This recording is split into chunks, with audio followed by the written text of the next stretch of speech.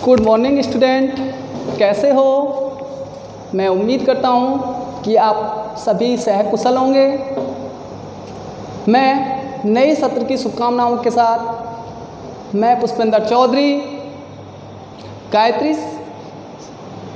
शिक्षा निकेतन senior secondary school नगर की ओर से साइंस की ऑनलाइन क्लासेज में आपका हार्दिक स्वागत करता हूँ। जैसा कि आप सभी लोग जानते हैं कि आज संपूर्ण विश्व के अंदर एक ऐसी महामारी जिसके द्वारा हमारे और आपके बीच में एक ऐसी दूरी बनी हुई है, ऐसी दूरी है जिसके कारण हम कोई भी क्लास लेना संभव नहीं हो पा रहा है। तो हमने आपके भविष्य को देखते हुए ये ऑनलाइन क्लासें प्रारंभ की हैं। तो मैं आप सभी से उम्मीद रखता हूँ कि आप सभी इन ऑनलाइन क्लासें जो का एक प्रत्यक्ष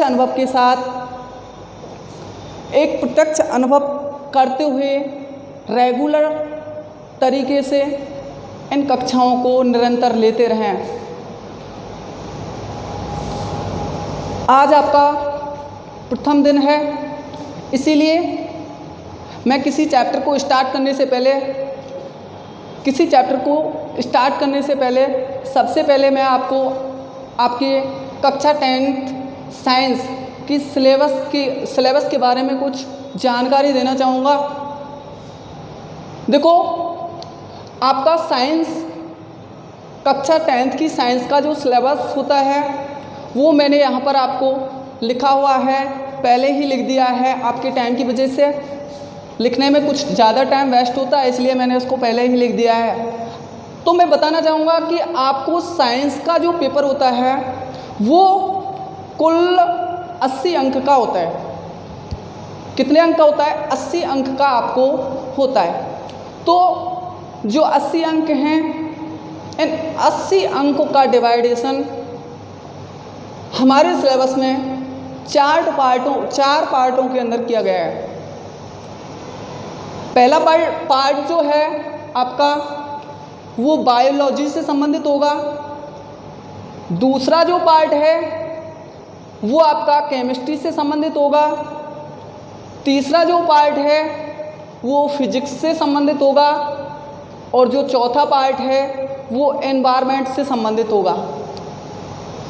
और उसके अंदर कुछ चैप्टर हैं, जैसे बायोलॉजी की बात करें तो बायोलॉजी के अंदर आपके 1, 2, 3 और 4 चैप्टरों को बायो के अंदर रखा गया है।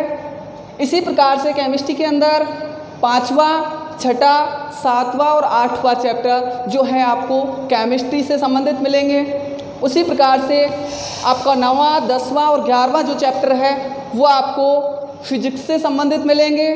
और 12वां, 13वां, 14वां, 15वां, 16वां, 17वां, 18वां और 19वां चैप्टर आपको एनवायरनमेंट से संबंधित मिलेंगे।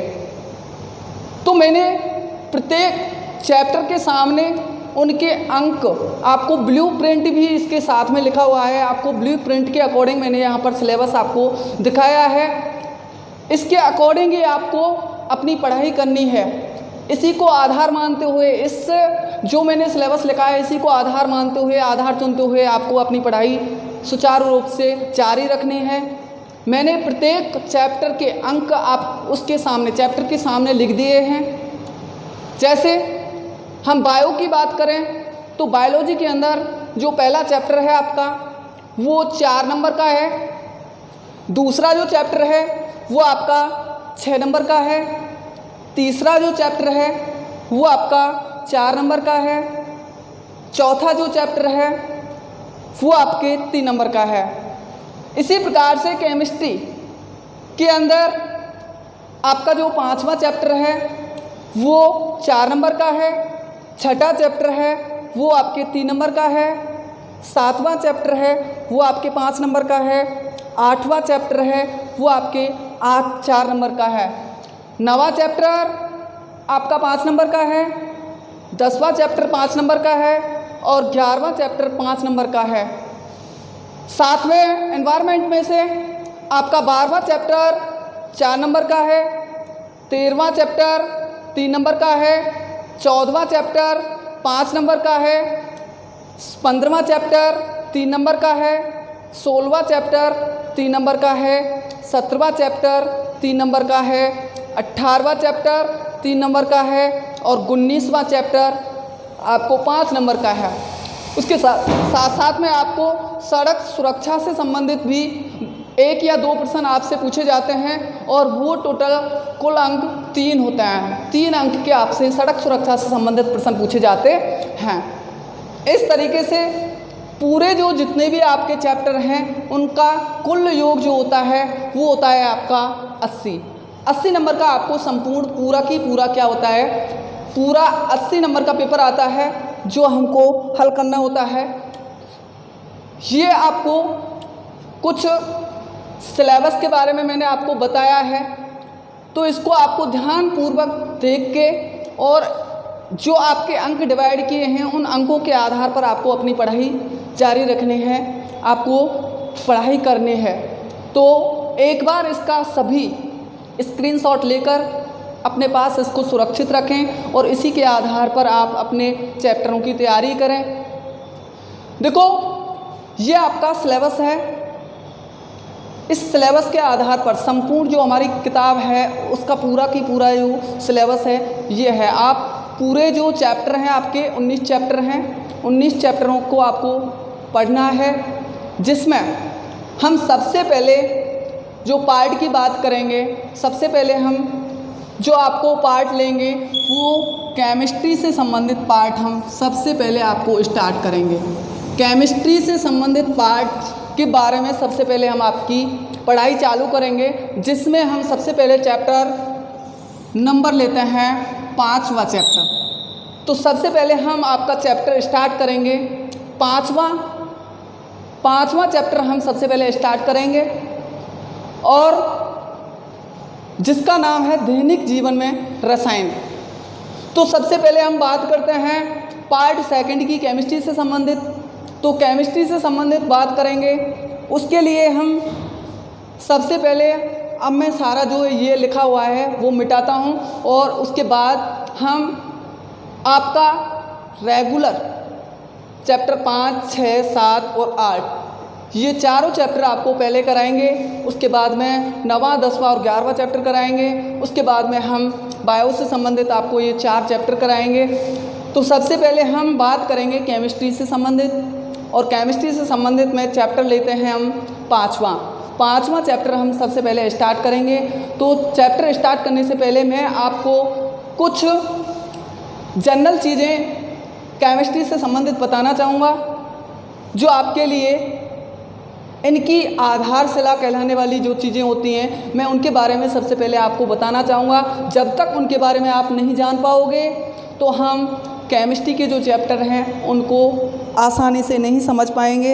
इसीलिए सबसे पहले मैं आपको वैसे 9th क्लास में गुरुजी के द्वारा करा दिया गया होगा, बता दिया गया होगा, तो मैं उनसे कुछ आपको दोबारा से आपको रिवीजन कराना चाहूँगा, जिससे कि आपको याद हो जाए, दोबारा से आपके मस्तिष्क के अंदर वो आ जाए। इसीलिए मैं सबसे पहले इसके केमिस्ट्री पार्ट आपका 2 है, उससे संबंधित मैं आपको कुछ जनरल चीज़ें बताना चाहूँगा।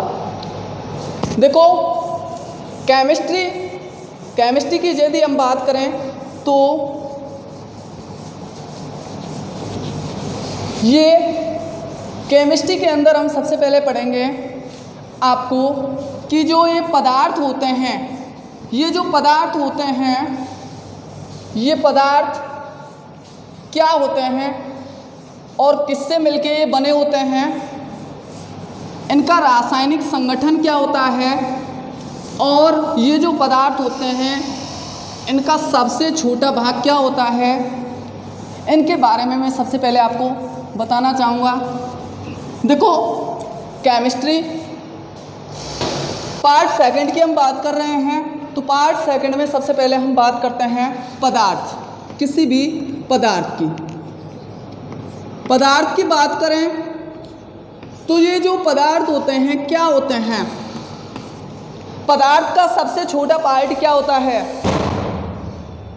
तो मैंने आपको, वैसे आप छोटी कक्षाओं में पढ़ चुके हैं कि जो पदार्थ होती हैं, पदार्थ की मुख्य रूप से विभिन्न प्रकार की अवस्थाएं होती हैं। 5 अवस्थाएं आपको पदार्थ की पढ़ने को मिलती हैं। पहली है आपकी ठोस अवस्था, दूसरी आपकी द्रव अवस्था, तीसरी होती है गैसीय अवस्था, चौथी होती है आपकी प्लाज्मा अवस्था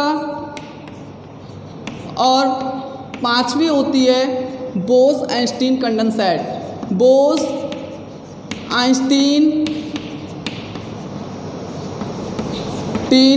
कंडेंसेट अवस्था। तो ये पदार्थ की कुछ अवस्थाएं होती हैं जिनके बारे में आप पहली कक्षाओं में पढ़ चुके होंगे। तो मैं इनके बारे में ज़्यादा व्याख्या नहीं करते हुए आपको सीधे पदार्थ से संबंधित कि जो पदार्थ होता है इसका जो छोटा भाग होता है, सबसे छोटा भाग जो होता है वो क्या होता है, और मुख्य रूप से इसके बारे में कि ये जो पदार्थ होता है किस तरीके से विभिन्न प्रकार के तत्वों का, यौगिक का मिश्रण का निर्माण करता है, किस तरीके से इस पदार्थ का निर्माण होता है। तो मैं सबसे पहले बात करूँगा कि जो पदार्थ होता है, पदार्थ की सबसे छोटी इकाई क्या होती है, कि ये जो पदार्थ होता है किससे मिलके बना होता है, इसका निर्माण किसके द्वारा होता है, इसका रासायनिक संगठन क्या होता है, इसके बारे में मैं बताना चाहूँगा। तो सबसे कोई भी जो पदार्थ होता है उसका जो सबसे छोटा भाग होता है वो होता है परमाणु। क्या होता है? परमाणु। तो हम इसकी किसी भी पदार्थ की, इसे हम एक छोटी, सबसे छोटी इकाई भी कह सकते हैं। सबसे छोटी इकाई का नाम क्या होता है? परमाणु होते हैं। तो परमाणु जो होते हैं ये किसी भी पदार्थ का निर्माण करने में, किसी भी पदार्थ की कल्पना बिना परमाणु के नहीं की जा सकती है। तो परमाणु जो होते हैं ये मिलके क्या बनाते हैं? अणु बनाते हैं। जब एक ही प्रकार के परमाणु मिलते हैं तो एक ही प्रकार के परमाणु मिलके क्या बना देते हैं? अणु बना देते हैं। और अणु मिलके क्या बनाते हैं? अणु मिलके बनाते हैं तत्व, और तत्व मिलकर बनाते हैं यौगिक।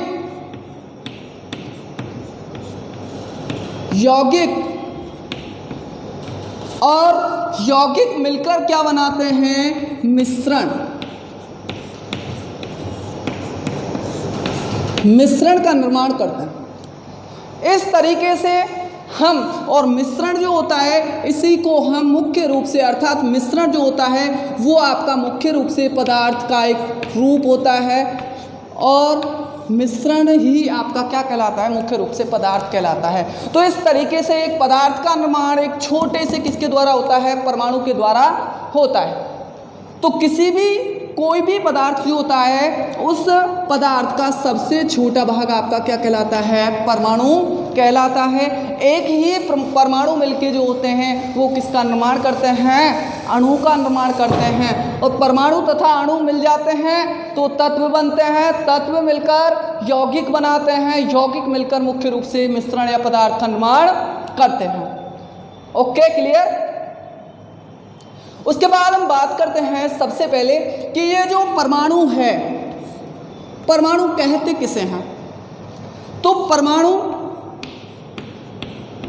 परमाणु की जब बात करें तो परमाणु जो होता है किसी भी पदार्थ का सबसे छोटा भाग होता है। सबसे छोटा भाग क्या कहलाता है? परमाणु कहलाता है। यदि हम इसकी परिभाषा देखें तो परिभाषा में हम बोल सकते हैं कि ये जो परमाणु होता है इतना छोटा होता है, इतना सूक्ष्म होता है कि जिसको हम अपने नेत्रों के द्वारा नहीं देख सकते हैं, और ये प्रकृति में स्वतंत्र अवस्था में नहीं पाया जाता है। प्रकृति के अंदर, प्रकृति में स्वतंत्र अवस्था में, स्वतंत्र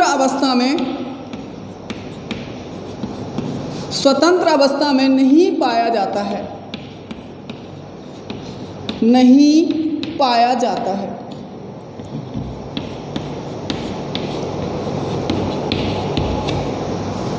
तो हम बात करें परमाणु की, वह सूक्ष्मतम कण जो प्रकृति के अंदर स्वतंत्र अवस्था में नहीं पाया जाता है। क्या कहलाता है? परमाणु कहलाता है। तो इतने सूक्ष्म कण होते हैं और ये सूक्ष्म कण मिलकर अणु बनाते हैं। मिलकर क्या बना देते हैं? अणु बनाते हैं। और अणु मिलके क्या बनाते हैं? तत्व बनाते हैं। और तत्व मिलके क्या बनाते हैं? यौगिक बनाते हैं। और फिर आपके एक पदार्थ या मिश्रण का निर्माण होता है। इसी प्रकार से मैं बात करूं कि जो परमाणु है ये होता क्या है? परमाणु खुद जो होता है ये किन चीज़ों से मिलके बना होता है? तो परमाणु जो होता है मुख्य रूप से हम मान लें कि ये कोई भी आपका क्या है? परमाणु है। अब इस परमाणु के अंदर कुछ ऐसे कण होते हैं, अर्थात परमाणु के अंदर कुछ छोटे सूक्ष्म कण होते हैं जिनसे मिलकर ये परमाणु क्या होता है? बना होता है। और ये कौन कौन से कण होते हैं जिनसे मिलकर क्या होता है? परमाणु बना होता है। तो मान लिया ये कोई भी परमाणु होता है, परमाणु के अंदर एक क्या होता है? नाभिक होता है। मान लिया ये कोई क्या है? इस परमाणु का नाभिक है। और इस नाभिक के अंदर दो कण पाए जाते हैं। एक तो होता है आपका प्रोटॉन और दूसरा होता है आपका न्यूट्रॉन। और तीसरा कण होता है जिसे बोलते हैं इलेक्ट्रॉन। वो जो इलेक्ट्रॉन होता है इस नाभिक के चारों ओर क्या करता रहता है? चक्कर लगाता रहता है। तो तीसरा कण कौन सा होता है? आपका इलेक्ट्रॉन होता है, जो इस नाभिक के चारों ओर क्या लगाता रहता है? चक्कर लगाता रहता है। इस तरीके से इस नाभिक के चारों ओर क्या होता रहता है? वो घूमता रहता है। इस तरीके से नाभिक के चारों ओर गति करता रहता है। और जिस पथ पर ये गति करता है वो पथ जो होता है वो पथ कहलाता है आपका कोश। क्या कहलाएगा? कोश कहलाता है। या इसी को हम बोल देते हैं कक्षक। क्या कहलाता है? कोश या कक्षक कहलाता है। तो बेटा सबसे पहले मैं आपको बताना चाहूँगा कि जो परमाणु होता है, परमाणु के अंदर 3 कण मौजूद होते हैं। और 3 कण जिनमें से परमाणु के नाभिक के अंदर 2 कण पाए जाते हैं। और तीसरा कण होता है आपका इलेक्ट्रॉन, जो इस नाभिक के चारों ओर क्या करता रहता है? चक्कर लगाता रहता है। तो अब आपसे प्रश्न पूछा जाता है, कई बार इससे पहले जो परीक्षाएं हैं उनमें कई बार आपसे प्रश्न पूछे गए हैं। तो इस नाभिक से संबंधित भी प्रश्न पूछता है और इससे इलेक्ट्रॉन से संबंधित भी कई प्रश्न पूछे जाते हैं। तो मैं वहीं पर आपको उन प्रश्नों को यहीं पर बताने की कोशिश करूंगा। तो आपसे पहला प्रश्न जो पूछा जाता है वो पहला प्रश्न होता है कि नाभिक परमाणु, किसी भी परमाणु के नाभिक के अंदर पाए जाने वाला धन आवेशित कण कौन सा होता है? आपसे पूछा जाता है कि नाभिक के अंदर पाए जाने वाला धन आवेशित कण कौन सा होता है? तो नाभिक के अंदर पाए जाने वाला धन आवेशित कण होता है आपका प्रोटॉन। कौन सा होता है? प्रोटॉन। और नाभिक के अंदर पाए जाने वाला अनावेशित, अनावेशित का मतलब होता है जिस पर कोई भी आवेश नहीं होता है या शून्य आवेश होता है, 0 आवेश होता है, वो कहलाता है आपका न्यूट्रॉन। अर्थात हमारे परमाणु के अंदर, परमाणु के नाभिक के अंदर पाए जाने वाले 2 कण होते हैं। और वो दोनों कण कौन कौन से होते हैं? एक तो होता है प्रोटॉन और दूसरा होता है आपका न्यूट्रॉन। एक तो होता है प्रोटॉन और दूसरा होता है न्यूट्रॉन। तो नाभिक के अंदर पाए जाने वाला धन आवेशित कण कौन सा होता है? प्रोटॉन होता है। और जो नाभिक होता है उसके अंदर पाए जाने वाला अनावेशित कण, अनावेशित कण कौन सा होता है? न्यूट्रॉन होता है। जिस पर कोई भी आवेश नहीं होता है, नहीं तो धनावेश होता है और नहीं ही ऋण आवेश होता है, अर्थात कोई सा भी आवेश उसके अंदर नहीं होता है। वो कण कौन सा होता है? आपका न्यूट्रॉन होता है। साथ ही जो ये इलेक्ट्रॉन होता है, आपसे पूछा जाता है किसी भी परमाणु के अंदर पाए जाने वाला ऋण आवेशित कण कौन सा होता है? तो ऋण आवेशित कण होता है आपका इलेक्ट्रॉन। कौन सा कण होता है? ऋण आवेशित कण कौन सा होता है? इलेक्ट्रॉन होता है। कौन सा होता है? इलेक्ट्रॉन। तो कोई भी परमाणु जो होता है मुख्य रूप से 3 छोटे कणों से मिलकर बना होता है, अर्थात एक होता है प्रोटॉन, एक होता है न्यूट्रॉन और एक होता है आपका इलेक्ट्रॉन। तीनों कणों से मिलकर मुख्य रूप से परमाणु का निर्माण होता है। 3 कणों से मिलकर ये परमाणु निर्मित होता है, बना होता है। तो हम बात करते हैं, आपसे मैंने अभी आपको प्रश्न बताए हैं कि आपके अंदर, इसके परमाणु के अंदर पाए जाने वाला धनावेशित कण कौन सा होता है? तो वो होता है प्रोटॉन। परमाणु के अंदर पाए जाने वाला ऋण आवेशित कण कौन सा होता है? वो होता है आपका इलेक्ट्रॉन। और परमाणु के अंदर पाए जाने वाला अनावेशित कण कौन सा होता है? वो होता है आपका न्यूट्रॉन, जिस पर कोई भी आवेश नहीं होता है। अभी मैंने बताया, अब आगे की बात करते हैं। तो मैंने बताया था कि जो इलेक्ट्रॉन होते हैं, इलेक्ट्रॉन इन कक्षकों में, अर्थात जिस रास्ते पर ये क्या करते रहते हैं, गति करते रहते हैं, भ्रमण करते रहते हैं, उस रास्ते को क्या कहा जाता है? कोश या कक्षक कहते हैं। अब हम बात करें कोश या कक्षकों की, तो ये कोश और कक्षक जो होते हैं, ये कोश या कक्षकों की संख्या मुख्य रूप से हम इनको डिनोट करते हैं के, एल, एम, एन, ओ के द्वारा इनको हम क्या करते हैं? कक्षकों को प्रदर्शित करते हैं। कुछ मैं जल्दी से कर रहा हूं आपको, क्योंकि मैं इनके बारे में पहले बहुत बार बता चुका हूं, इसलिए कुछ जल्दी आपको मैं बता रहा हूं। हम इनको जो कोश या कक्षक होते हैं उनको किसके द्वारा प्रदर्शित कर सकते हैं, किसके द्वारा लिख सकते हैं, व्यक्त करते हैं? के, एल, एम, एन, ओ। आगे भी इस तरीके से हम इनको, आगे जितने भी कोश होते हैं, कक्षक होते हैं, उनको आगे भी हम इसी तरीके से लिख सकते हैं। इनके अनुसार हम इनको 1, 2, 3, 4, 5 इनके द्वारा भी क्या कर सकते हैं? हम इनको लिख सकते हैं। 1, 2, 3, 4, 5 के द्वारा भी प्रदर्शित कर सकते हैं। तो बेटा जो एक कोश होते हैं, कक्षक होते हैं, इन कक्षकों के अंदर भी, कोश या कक्षकों के अंदर भी छोटे छोटे कुछ खंड होते हैं और उन खंडों को क्या कहा जाता है? उपकोश कहा जाता है। क्या कहते हैं? उपकोश कहते हैं। उपकोश या उपकक्षक कहते हैं।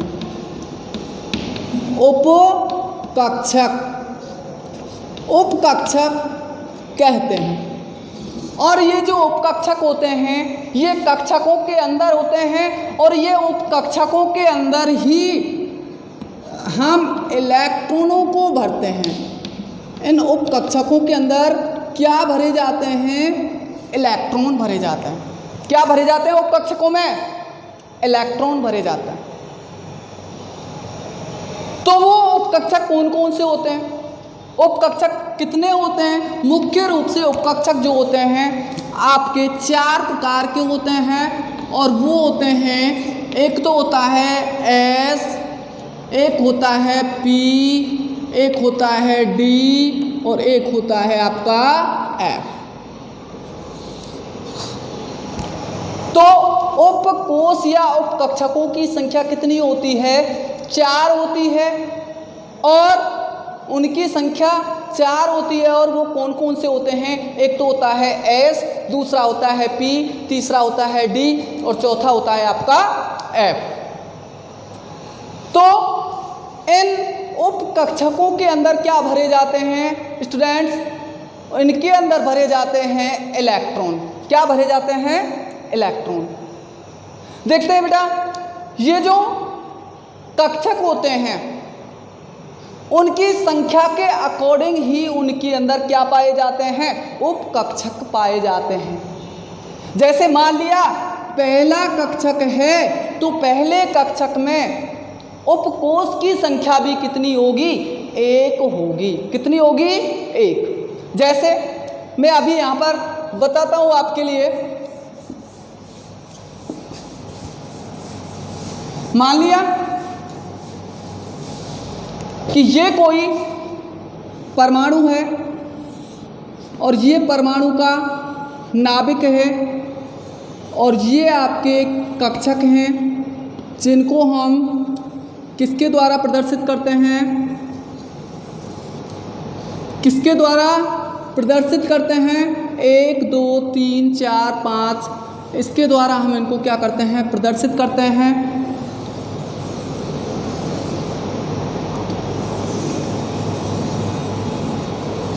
देखो बेटा, देखो ये आपका पहला कोष है, कक्षक है, तो इसको हमने K से व्यक्त किया।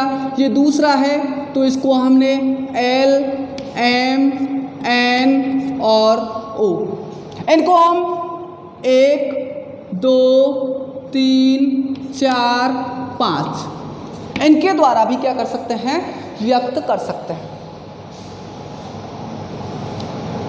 इनके द्वारा भी हम क्या कर सकते हैं, इनको व्यक्त कर सकते हैं। मैंने अभी आपके लिए एक चीज बताई थी कि जौन से नंबर का कक्षक होता है, जिस नंबर का कक्षक होता है उस कक्षक के अंदर उपकोषों की संख्या भी क्या होती है, उतनी ही होती है। जैसे मान लिया पहले नंबर का कक्षक है तो उसके अंदर उपकक्षकों की संख्या भी कितनी होगी, 1 होगी। दूसरे नंबर का कक्षक है तो उसके अंदर भी उपकक्षकों की संख्या कितनी होगी, तीसरे नंबर का कक्षक है तो उसके अंदर उपकक्षकों की संख्या कितनी होगी, 3। चौथे नंबर का कक्षक है तो उसके अंदर भी उपकक्षकों की संख्या कितनी होगी, 4। पांचवें नंबर का है तो उसके अंदर भी उपकक्षकों की संख्या कितनी होगी, 5। तो इस तरीके से जौन से नंबर का कक्षक होता है उसमें उपकक्षक या उपकोषों की संख्या भी कितनी होती है, उतनी ही होती है। मैंने अभी आपको बताया कि उपकक्षक कितने होते हैं, 4 होते हैं। तो हम बात करते हैं पहले कक्षक की, कि पहले कक्षक के अंदर कितने उपकक्षक होंगे, 1 होंगे। कितने होंगे, 1। और 1 उनमें से आपको चारों में से सबसे पहला कौन सा है, S। तो इसके अंदर उपकक्षक जो है, इसके अंदर कक्षक जो है, इस कक्षक के अंदर उपकक्षकों की संख्या कितनी है, 1 है। और वो कौन सा होगा, पहले नंबर का कौन सा उपकक्षक है, S। तो ये जो होता है S, पहले कक्षक में उपकक्षक होता है वो कौन सा होता है, S उपकक्षक होता है। जबकि दूसरे कक्षक में उपकक्षकों की संख्या कितनी है, 2। तो वो कौन कौन से होंगे, S तो यहाँ से आ गया 1, और दूसरे नंबर का कौन सा है, P। तो दूसरे कक्षक में उपकक्षकों की संख्या कितनी है, 2 है। तो वो कौन कौन से हैं, S और P। तीसरे कक्षक के अंदर उपकक्षकों की संख्या कितनी है, 3। तो कौन कौन से हो जाएंगे, S P और D। तीसरे कक्षक में कौन कौन से उपकक्षक होते हैं, S P और D। चौथे उपकक्षक में, चौथा जो उपकक्षक है उसके अंदर कितने उपकक्षक होंगे, चौथे कक्षक के अंदर कितने उपकक्षक होंगे, 4। कितने होंगे, 4। और वो कौन कौन से होंगे, S P D और F। पांचवा है, तो अब 4 के बाद में दोबारा से पुणे 5वें नंबर पर कौन सा आ जाएगा, S आ जाता है। तो पांचवा जो उपकक्षक होता है उसमें, कक्षक जो होता है उसमें उपकक्षकों की संख्या कितनी होती है, 5 होती है। और वो कौन कौन सी होती है, S P D F और S। इस तरीके से प्रत्येक कक्षक के अंदर उपकक्षकों की संख्या भी उतनी होती है जौन से नंबर का वो क्या होता है, कक्षक होता है। क्लियर बात? तो बेटा देखो, अब हम बात करते हैं कि ये जो कक्षक होते हैं, इन कक्षकों के अंदर कुल इलेक्ट्रॉन जो होते हैं उनको भरा जाता है, और जो कुल इलेक्ट्रॉन होते हैं उन कुल इलेक्ट्रॉनों को उपकक्षकों के अंदर क्या किया जाता है, भरा जाता है। मुख्य रूप से जो कुल इलेक्ट्रॉन होते हैं वो डिवाइड होते हैं, और वो डिवाइड होके किसके अंदर भरे जाते हैं, उपकक्षकों के अंदर भरे जाते हैं। कैसे भरते हैं, मैंने आपके लिए बताया था, एक कुल इलेक्ट्रॉन ज्ञात करने का सूत्र होता है, और वो सूत्र होता है 2n²। यहाँ पर n बराबर होता है कक्षकों की संख्या। किसको व्यक्त करता है ये? n कक्षकों की संख्या को व्यक्त करता है। तो n की जगह पर आप क्या लिख सकते हैं, कक्षकों की संख्या को लिख दो, और आपके पास में किसी भी कक्षक के अंदर कुल इलेक्ट्रॉन की संख्या ज्ञात हो जाती है। कुल इलेक्ट्रॉन संख्या आपको ज्ञात हो जाती है, मिल जाती है। जैसे हम एक दो निकाल के देखते हैं। जैसे मान लिया पहले कक्षक के अंदर कुल कितने इलेक्ट्रॉन भरे जाएंगे, हम देखते हैं कि प्रथम कक्षक के अंदर कितने इलेक्ट्रॉन भरे जाएंगे। सबसे पहले हम बात करते हैं, तो देखो बेटा 2n की जगह पर प्रथम कक्षक की बात की जा रही है, तो n की जगह पर मैंने अभी बताया n किसको प्रदर्शित करता है, कक्षकों की संख्या को प्रदर्शित करता है। तो हम n की जगह पर कक्षकों की संख्या, कौन से नंबर का कक्षक ले रहे हैं, पहले नंबर का कक्षक ले रहे हैं, और उसका क्या हो रहा है, स्क्वायर हो रहा है। तो देखो इसको हम सॉल्व करते हैं। देखो 2 इंटू 1 का वर्ग करेंगे तो क्या आ जाएगा, 1 आता है। तो कुल कितने हो गए, 2 1 2। तो प्रथम कक्षक में कुल इलेक्ट्रॉन कितने भरे जाएंगे आपके, कुल इलेक्ट्रॉन कितने भरे जाते हैं, 2 इलेक्ट्रॉन। कितने इलेक्ट्रॉन भरे जाएंगे, पहले कक्षक में 2 इलेक्ट्रॉन भरे जाएंगे। इसी तरीके से हम यदि दूसरे कक्षक की बात करें तो n की जगह पे आपको क्या लिख देना है, 2 लिख देना है। तो दूसरा कक्षक ले रहे हैं, दूसरे कक्षक के अंदर कुल इलेक्ट्रॉन की संख्या कितनी होगी, हम देखते हैं कि 2 का वर्ग करेंगे तो कितना हो जाता है, 4 हो जाता है। तो 4 दूना कितना हो गया आपका, 8। तो दूसरे कक्षक में कुल इलेक्ट्रॉन कितने भरे जाएंगे आपके, 8। इसी तरीके से तीसरे कक्षक की बात करें तो यहाँ पर क्या लिख दो आप, 3। तनातिया कितने होते हैं, 9, और 9 दूना कितने हो गए, 18। तो तीसरे कक्षक में कुल इलेक्ट्रॉन कितने होंगे आपके, 18। चौथे कक्षक की बात करें तो 4 चौका 16, 16 दूना 32। तो चौथे कक्षक में आप कितने इलेक्ट्रॉन भर सकते हो, 32 इलेक्ट्रॉन भर सकते। इस तरीके से हम किसी भी कक्षक के अंदर भरे जाने वाले कुल इलेक्ट्रॉन की संख्या किसके द्वारा निकाल सकते हैं, 2n²। ये सूत्र होता है, इसके द्वारा हम कुल इलेक्ट्रॉन की संख्या ज्ञात कर सकते हैं। किसी भी कक्षक के अंदर भरे जाने वाले कुल इलेक्ट्रॉन की संख्या हम इसके द्वारा, इस सूत्र के द्वारा हम क्या कर सकते हैं, लिख सकते हैं। जैसे अब मालूम हो गया। अब हम देखते हैं कि ये जो इलेक्ट्रॉन होते हैं, मैंने अभी बताया था कि ये इलेक्ट्रॉन किसके अंदर भरे जाते हैं, उपकोष के अंदर भरे जाते हैं, उपकक्षकों के अंदर भरे जाते हैं। तो देखो बेटा, मैंने बताया पहले कक्षक के अंदर कुल इलेक्ट्रॉन कितने हैं, 2। कितने हैं, 2। तो हम देखते हैं कि ये जो 2 पहला कक्षक है, उस कक्षक के अंदर कुल इलेक्ट्रॉन की संख्या 2 है, और उसके अंदर उपकक्षकों की संख्या कितनी है, 1। कितनी है, 1। और वो भी कौन सा उपकक्षक है, S उपकक्षक है। और ये इलेक्ट्रॉन किस में भरे जाते हैं, उपकक्षकों में भरे जाते हैं। तो ये कुल इलेक्ट्रॉन कितने हैं, 2 हैं, और उसके पास उपकक्षक 1 ही है। तो ये दोनों इलेक्ट्रॉन कौन से उपकक्षक में आ जाएंगे, कौन से उपकक्षक में आएंगे, भरे जाएंगे, एस उपकक्षक में भरे जाते हैं। तो एस में कुल कितने इलेक्ट्रॉन आ गए, एस उपकक्षक में हम कुल कितने इलेक्ट्रॉन भर सकते हैं, 2 इलेक्ट्रॉन भर सकते हैं। तो अब दूसरे की बात करें, दूसरे कक्षक की बात करें तो दूसरे कक्षक में कुल इलेक्ट्रॉन कितने आए थे, 8। एस में कितने भरे जाते हैं, ऊपर से आपको मालूम हो गया कि एस में कुल इलेक्ट्रॉन कितने भरे जा सकते हैं, 2 इलेक्ट्रॉन भरे जा सकते हैं। तो एस में ऊपर से कितने आ गए, 2। तो एस में ऊपर से आपको मालूम है कि 2 इलेक्ट्रॉन, एस के अंदर केवल 2 इलेक्ट्रॉन भरे जा सकते हैं और कुल इलेक्ट्रॉन की संख्या कितनी है, 8। एस में आपने 2 भर दिए तो बच्चे कितने हमारे पास, 6। तो पी में कितने आ जाएंगे, 6।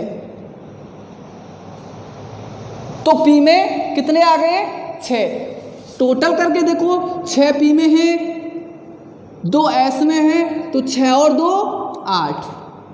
कुल इलेक्ट्रॉन कितने हो गए, 8। इसी प्रकार से हम देखते हैं एस में कितने तीसरे कक्षक की बात करते हैं तो एस में कितने आते हैं, ऊपर से ही 2। पी में कितने आते हैं, ऊपर से देखो पी में कितने हैं, 6। अब बचे कितने हमारे पास में, 10। 6 और 2 8 हो गए, 18 कुल हैं। तो डी में कुल कितने हो जाएंगे, 10 हो जाते हैं। कुल कितने भरे जाएंगे, 10। इसी तरीके से हम इसको देखते हैं तो देखो एस में ऊपर से कितने आ गए, 2। पी में कितने आ गए, ऊपर से 6। डी में कितने आ गए, 10। टोटल करके देखो 10 6 16 17 18 18 हो गए। बचे कितने हमारे पास में, कितने बचे, 12 बचे। तो एफ में कितने भरे जाते हैं, एफ में कुल कितने भरे जाते हैं, आप देखो इसमें 32 में आपको 10 और 6 16 17 18 हो गए। तो सॉरी एफ में कितने बचे अपने पास, 14 इलेक्ट्रॉन। एफ में कितने भरे जाते हैं, 14। एफ में हमारे पास कितने हो गए, देखो जो 14 और 10 24, 24 और 6 कितने हो गए, 30, 30 और 2 कितने हो गए, 32। तो कुल इलेक्ट्रॉन इस तरीके से प्रत्येक उपकक्षक के अंदर इस तरीके से इलेक्ट्रॉनों को क्या किया जाता है, भरा जाता है। तो हमारे पास में जो उपकक्षक होते हैं उन उपकक्षकों के अंदर कुल इलेक्ट्रॉन भरे जाने आप जान ही गए हैं कि किस तरीके से हम कुल इलेक्ट्रॉन भरते हैं और किस तरीके से हम निकाल सकते हैं इलेक्ट्रॉनों को। तो देखो मैंने आपको ये उपकक्षक लिखे थे तो आपको इससे मालूम हो गया एस में हमेशा कितने इलेक्ट्रॉन भरे जा सकते हैं, 2 इलेक्ट्रॉन आते हैं। पी में कितने इलेक्ट्रॉन होते हैं, 6 इलेक्ट्रॉन होते हैं। डी में कितने इलेक्ट्रॉन होते हैं, 10 होते हैं। और एफ में कुल कितने इलेक्ट्रॉन होते हैं, 14 इलेक्ट्रॉन होते हैं। इस तरीके से हम प्रत्येक उपकक्षक के अंदर इलेक्ट्रॉन की संख्या भर सकते हैं। आज के लिए बस इतना ही। Thank you.